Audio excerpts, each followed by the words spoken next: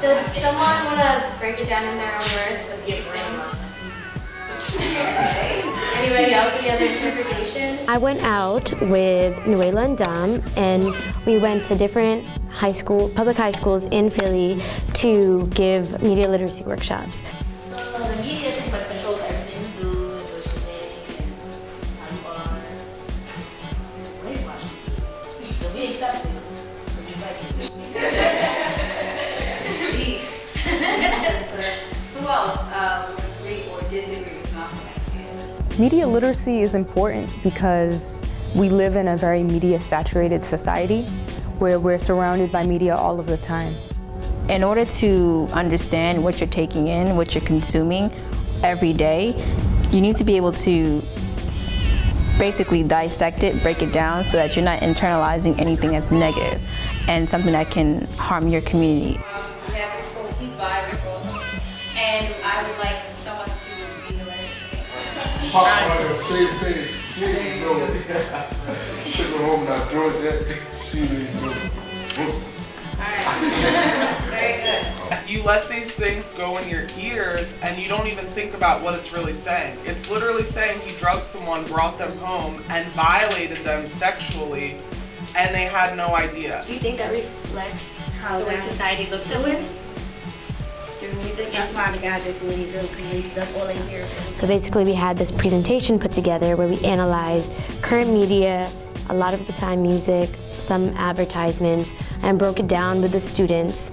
So the goals of our workshop were to leave students with knowledge about how they can think critically about media. We teach young people the key media literacy questions, and these are key questions that were developed by the National Association for Media Literacy Education, and then a few other questions that we also added in there that we thought were important.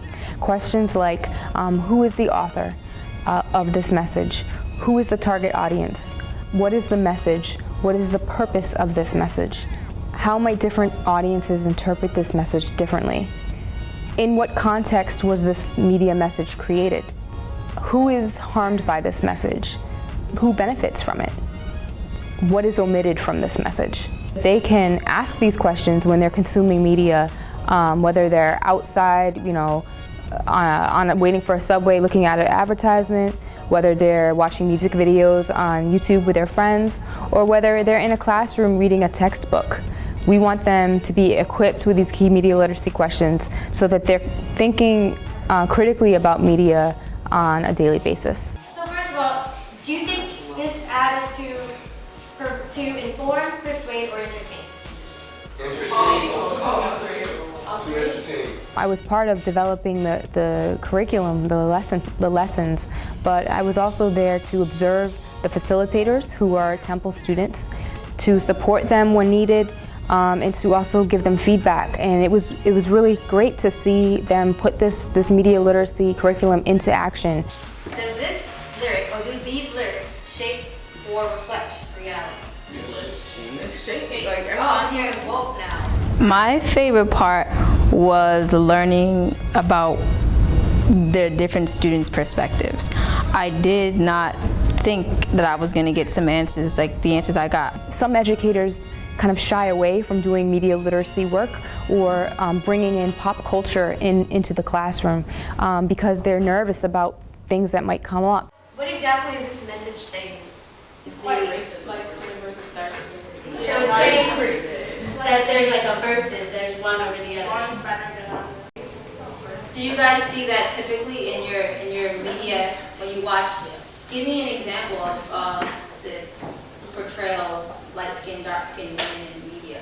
Media is not so easy to unpackage if you're not always taught to deconstruct what the media around you.